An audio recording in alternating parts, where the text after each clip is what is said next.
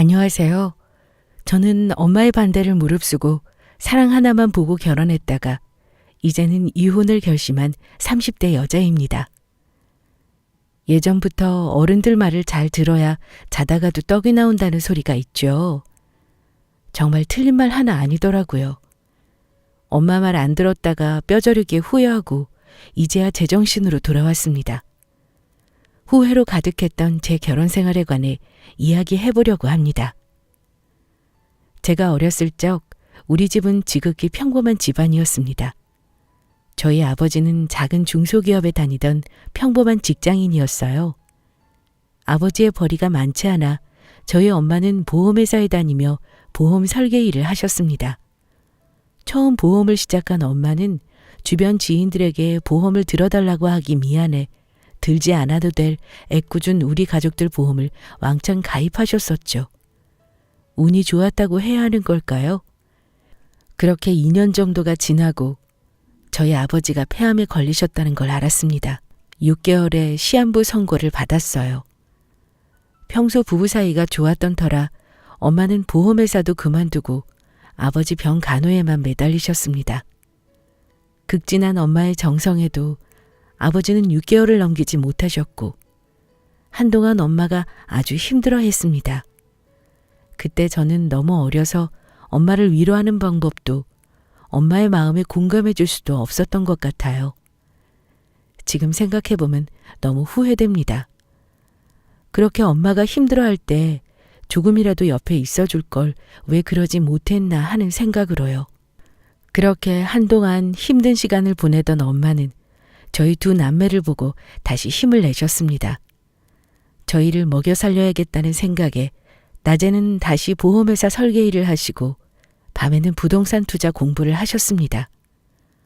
천만다행인 건 보험 설계사였던 엄마는 아빠의 암보험을 필요 이상으로 많이 들어놨었고 크게 기대를 하지 못했던 아버지 사망 보험금이 생각보다 굉장히 많이 나왔습니다. 보험금으로 나온 자본으로 엄마는 부동산에 투자하셨어요. 열심히 부동산 공부를 하던 엄마는 정말 얼토당토 않던 시골 농지에 땅을 사셨고 몇 년 뒤 엄마가 투자한 땅은 재개발로 대단지 아파트들이 들어오면서 땅값이 몇 달 사이 3배가 넘는 가격이 되었습니다. 그렇게 엄마는 그 땅을 담보로 대출을 받아 또 다른 땅들을 사셨고 엄마가 사는 땅마다 본물이 터지듯 가격이 뛰었습니다. 그렇게 저희 엄마는 아버지가 떠난 지 10년 만에 서울에 건물을 3채나 가지고 있는 소위 말하는 조물주 위의 건물주가 되셨습니다. 그렇게 집안이 여유로워진 탓인지 저는 정말 시간 아까운 줄 모르고 20대의 소중한 시간들을 허투루 썼습니다. 대학 시절 매일 수업이 끝나면 친구들과 술을 마시고 나이트클럽에 다니는 철없는 죽순이었어요. 그 시절에는 무의식 중에 우리 집이 잘 사니까 열심히 살지 않아도 되겠다는 생각이 있었던 것 같아요. 힘들게 고생한 엄마 생각은 전혀 못하고 말이에요. 그렇게 한참 나이트에 빠져 살던 저는 남자들도 나이트에서 늘 만났었습니다. 정말 하나같이 머리에 든 것 없이 노는 것만 좋아하던 남자들이었어요. 저도 그 당시 똑같았으니까 그런 남자들이 눈에 들어왔었겠죠. 그렇게 어김없이 그날도 나이트클럽에서 신나게 놀던 중 부킹에서 만난 한 남자가 너무 멋있는 거예요. 어쩜 그렇게 옷태가 좋던지 첫눈에 반했던 것 같아요.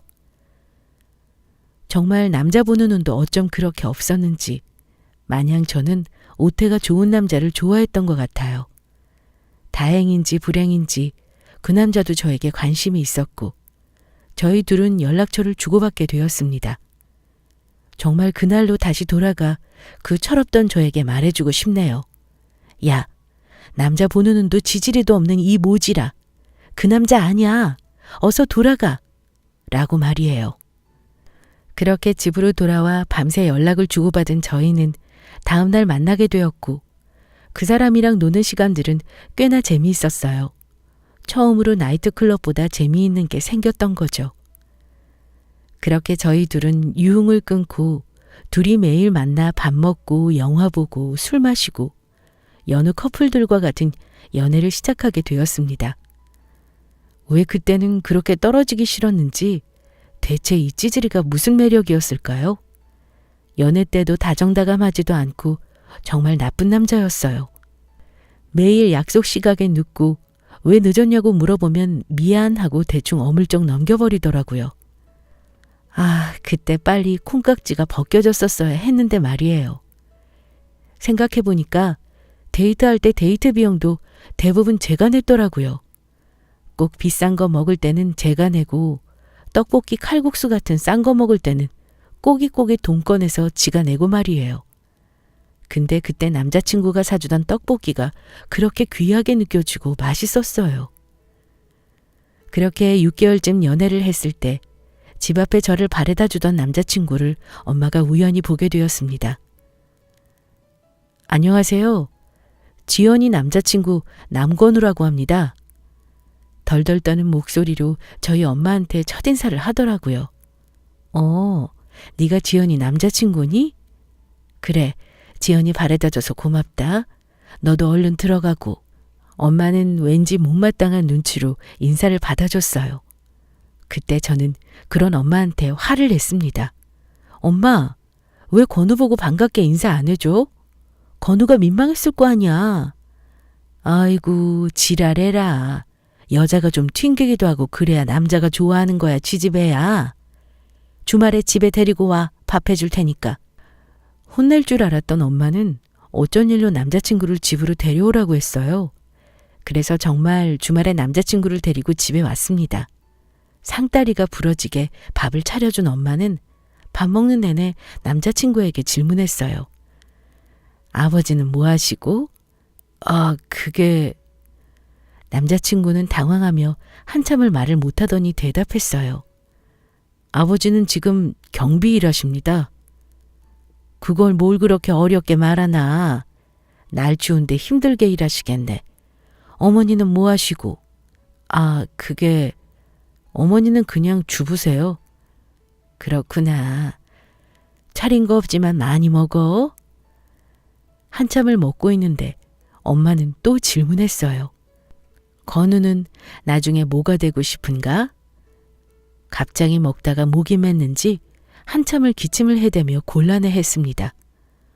엄마는 밥도 편하게 못 먹게 그만 물어봐. 뭘 그렇게 물어봐? 하고 저는 짜증을 냈고 엄마에게 남자친구를 처음 소개시켜주는 식사 자리는 그렇게 불편하게 끝이 났습니다. 남자친구가 집으로 돌아간 후 엄마는 너 이리 좀 앉아봐 하며 눈에 불을 켜셨어요. 왜? 엄마는 왜 불편하게 자꾸 그런 질문을 하고 그래? 아빠가 경비 일하는 게 뭐 어때서? 야, 내가 경비 일한다고 뭐라고 하드나? 그래, 너 말 잘했다. 경비 일하는 게 뭐가 어때서 그렇게 부끄럽다는 듯이 대답을 뜸을 들이고 한다냐? 그리고 남편이 경비 일하면 집안 사정 뻔한데 엄마가 일 안 하고 집에 있다잖아. 엄마 어디 아프시다냐? 아프긴 어디가 아파. 나도 몰라. 너 정신 차려 찌지배야.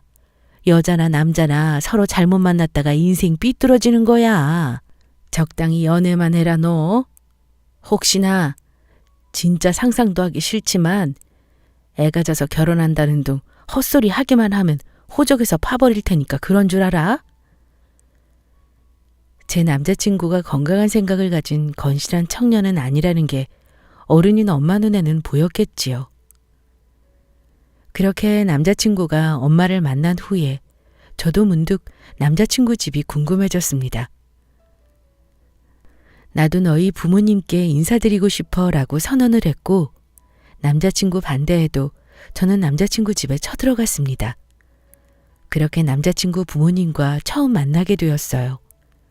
어머니는 생각보다 젊으셨고 예쁘셨어요. 남자친구가 어머니를 닮아서 잘생겼구나 싶더라고요. 그렇게 식사 자리가 시작되었고 그 식사는 우리 집에서와는 사뭇 달랐어요. 된장에 계란찜, 김치 이게 다였어요. 그래도 저는 좋다고 맛있게 먹었습니다. 차린 건 달라도 부모님들의 질문은 비슷하더라고요. 부모님은 다 살아계시고? 어머니가 물으셨습니다. 아니요. 아버지는 제가 초등학교 때 돌아가셨고 지금은 엄마랑 오빠랑 셋이 살고 있어요. 아이고, 아빠 없이 애들 키운다고 엄마가 고생 많이 하셨겠네. 그래도 엄마가 다행히 부동산 쪽을 잘 하셔서 경제적으로 아주 힘들지는 않았어요. 제가 왜 이딴 말을 그 자리에서 철딱서니 없이 했을까요? 그렇게 남자친구 부모님은 우리 집에 건물이 세 채에 땅도 적지 않게 가지고 있다는 걸 아시게 되었습니다. 그래서였는지 저를 만난 후부터 남자친구한테 계속 결혼 얘기를 꺼내셨나 봐요. 지연아, 우리 엄마가 너 너무 마음에 드나 봐. 자꾸 빨리 결혼하라고 난리야.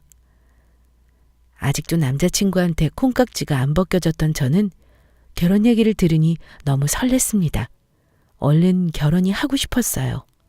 그 뒤로부터 저는 엄마를 달달 볶기 시작했습니다. 엄마, 나 결혼하고 싶어. 라고 엄마한테 말했다가 그날 다 큰 나이에 등짝에 손바닥 자국이 남게 맞았습니다. 엄마가 그러면 그럴수록 저는 더욱 반항심이 생겼고 식음을 전폐하면서까지 시위를 했습니다. 정말 철이 없었죠.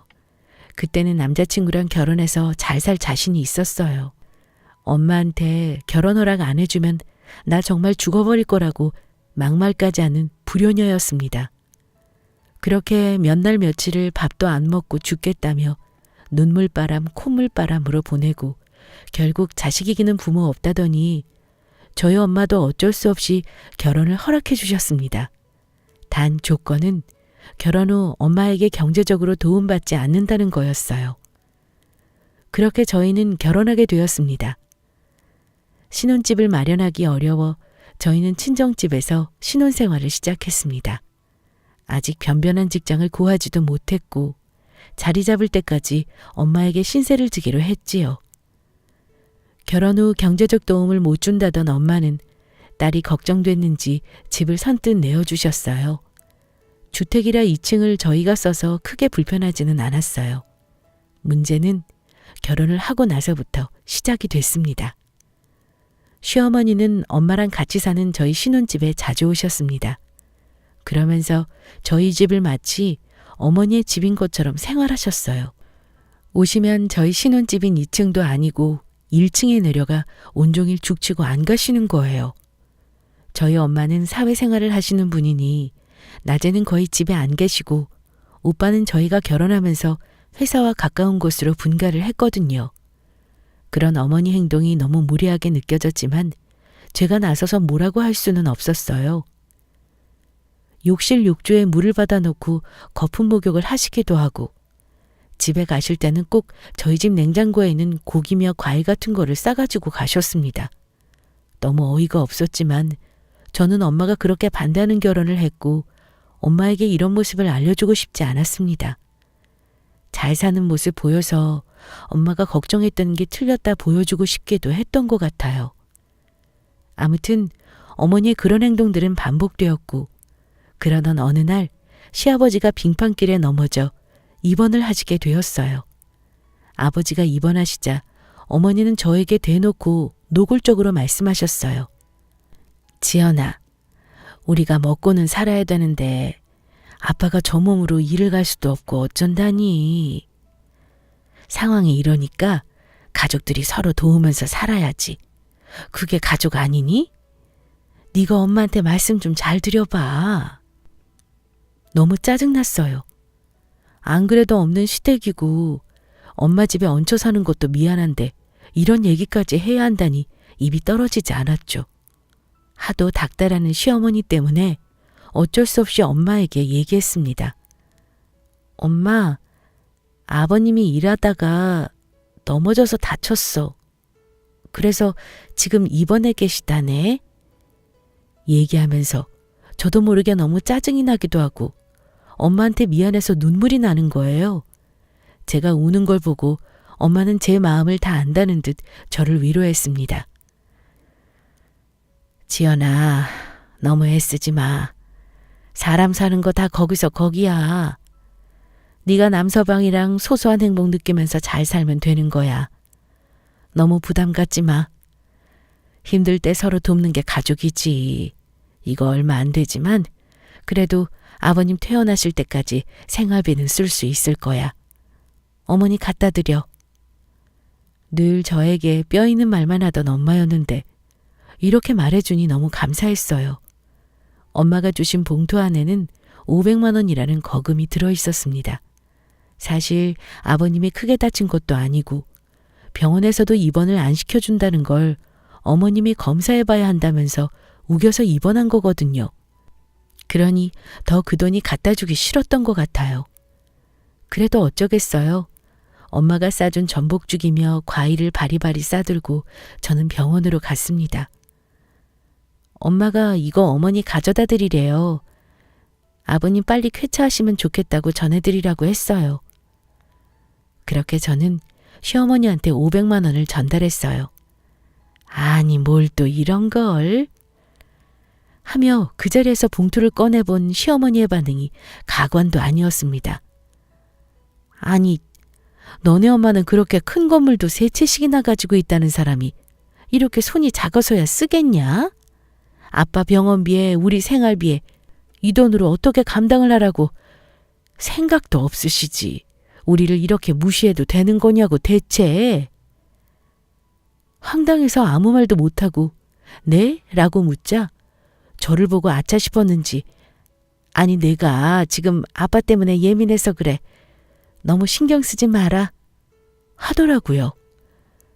도대체 넘어져서 입원한 사돈 병원비를 왜 저희 엄마가 내야 한다고 생각을 하는 건지 진짜 황당했어요. 그 뒤로 아버님은 일주일 만에 퇴원을 하셨습니다. 그렇게 아버님이 퇴원을 하신 후에도 어머님의 황당한 행동은 계속됐어요. 저희 엄마가 출장을 가실 일이 있어 일주일쯤 집을 비우게 된 상황이었어요. 그걸 안 시어머니는 엄마가 없는 일주일간 저희 집에 와 계시겠다는 거예요. 아니, 우리 지연이 이제 아기도 가져야 하니까 먹는 걸 잘 먹어야 되잖아. 엄마가 같이 있으면서 맛있는 것 좀 해주고 하려고 하지. 말도 안 되는 핑계였습니다. 어머니, 저희 당분간 아기 가질 생각 없어요. 그리고 제가 해먹을 수 있어요. 라고 말했는데도 어머니는 대꾸도 없으시더니 짐을 싸서 저희 집으로 오셨어요. 아니, 엄연히 말하면 저희 엄마 집이죠. 저희가 사는 2층도 아니고 1층에 짐을 풀고 자연스럽게 안방에 자리를 잡으시는 거예요. 이건 좀 아닌 것 같아서 신랑한테 얘기를 했죠. 아니, 엄마도 없는 집에 저렇게 오셔서 안방까지 쓰시는 건 좀 아닌 것 같아. 자기가 말씀드려서 차라리 2층에서 지내시게 하자. 했더니 신랑은 진짜 눈치라는 걸 밥 말아 먹었는지 제가 옆에 있는데 대놓고 엄마, 지연이가 장모님 방에서 자는 건 좀 그렇대. 2층으로 와 그냥. 이렇게 말하는 거예요. 진짜 신랑 주둥이를 한 대 치고 싶었습니다. 이래서 남의 편이라고 하는구나 싶더라고요. 그런데 시어머니는 그런 소리를 듣고도 뻔뻔했어요. 아니, 엄마도 없는데 뭘 그래. 깨끗이 쓰다 갈 거야. 하고 안방으로 들어가시며 말씀하셨어요. 우리 오늘 맛있는 거 시켜 먹자. 지연아, 너 좋아하는 회랑 대게 이런 것 좀 시켜. 우리 며느리 아기 가져야 해서 잘 먹어야 해. 저 잘 해먹여야 된다고 짐 싸서 오신 분이 저렇게 뻔뻔하게 말하니 진짜 정이 뚝뚝 떨어졌어요. 결혼 때 그렇게 잘생겨 보였던 신랑도 왜 이렇게 찌질해 보이는지 한 입을 덮고 자기도 싫더라고요. 그래서 일주일에 불편한 동거 생활 중 저는 어머니 밥을 딱 한 번 얻어먹었습니다. 그것도 반찬 가게에서 사온 반찬들로요. 속이 터져버릴 것 같았지만 엄마가 돌아온 후에도 저는 말하지 못했어요. 괜한 자존심 때문이었죠. 넓은 집에서 편하게 지내고 가신 어머니는 틈날 때마다 저한테 우리도 이사를 가야 되는데 하고 말씀하셨어요. 그때마다 저는 못 들은 척 했습니다. 그러던 어느 날 저에게 앉아보라고 하더니 지연아, 너 이제 아기도 가져야 하고 우리 건우 언제까지 처가살이 시킬 거야. 이제 너네도 나와서 살아야지. 하고 말씀하시는 거예요. 속으로 혹시 어머니가 집을 구하는데 조금 보태주시려고 하는 건가 싶었어요. 아니, 어렸을 때 엄마 아빠 없이 큰 애들은 꼭 결핍이 있다니까. 네가 아빠 없이 자랐으니까 우리랑 같이 살면서 아빠 사랑도 좀 받고 하면 좋잖아.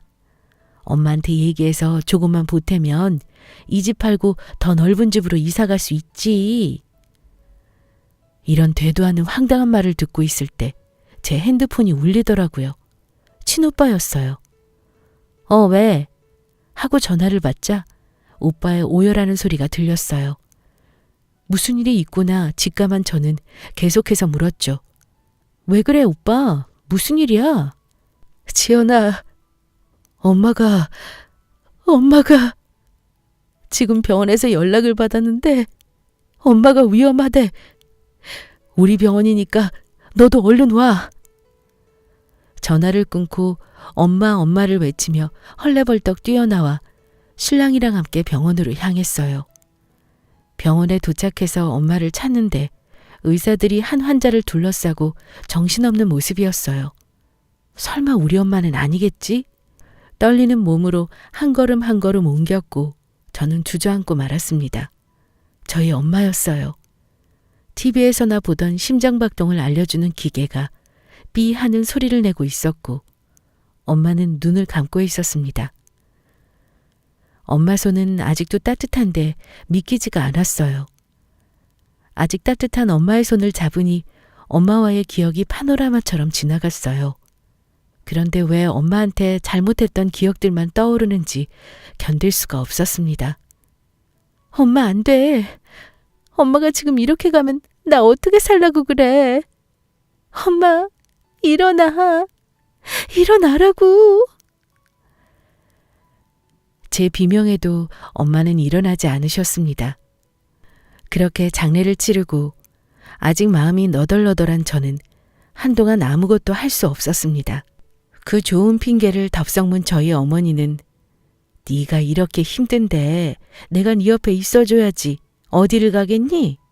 하며 또 짐을 싸가지고 저희 집으로 오셨어요. 지연아, 나 지금 사는 집 내놨다. 네가 힘드니까 내가 너 몸 회복될 때까지 옆에 있어야지. 너 회복되는 대로 건우랑 아파트 사서 분가해. 제가 잘못 들은 줄 알았습니다. 분가를 하라고요? 무슨 말씀이세요? 아니 이제 너네도 너네끼리 편하게 살아야지. 언제까지 엄마 아빠 도움받으면서 살 거야? 엄마 아빠는 새 집 필요 없어. 너희가 새 아파트 들어가고 우리가 이 집에서 살면 되지. 뭐하러 엄마가 집을 사겠어? 도대체 저희가 언제 시댁 도움을 받았다고 저렇게 뻔뻔하게 말을 할 수 있는지 치가 떨렸어요. 이게 어머니 집이에요? 우리 엄마가 피땀 흘려서 일군 우리 엄마 집이에요. 근데 왜 어머님이랑 아버님이 여기에서 살아요? 그럴 일 없으니까 얼른 짐 싸서 가세요. 더 이상 시댁이고 뭐고 눈에 안 보였어요. 그 찌질한 남편도 한시라도 빨리 내쫓고 싶었습니다. 지연아, 너 무슨 말을 그렇게 섭섭하게 하니? 너네 엄마 돌아가셨으면 이제 나랑 네 시아버지가 친정이다 생각하는 거지. 그리고 이미 집 계약금 승우가 사업한다고 다 가져가서 없어. 뭐 그럼 우리는 길바닥에서 살라는 거니? 그게 저랑 무슨 상관이에요? 길바닥에서 살든 말든 저랑 상관없으니까 하루빨리 나가세요. 더 이상 말을 섞기도 싫었어요. 짐을 당장 문 밖으로 내던져버리고 싶었지만 그럴 힘이 없더군요. 그렇게 시댁 거지들과 실랑이를 하고 있는데 전화가 한 통 왔어요. 엄마가 평소 땅을 계약하거나 건물을 계약할 때도 함께 하셨던 변호사셨어요. 엄마가 남겨둔 유언장이 있다고 오빠와 함께 만나야 한다고 하더군요. 오빠와 함께 변호사를 만났습니다.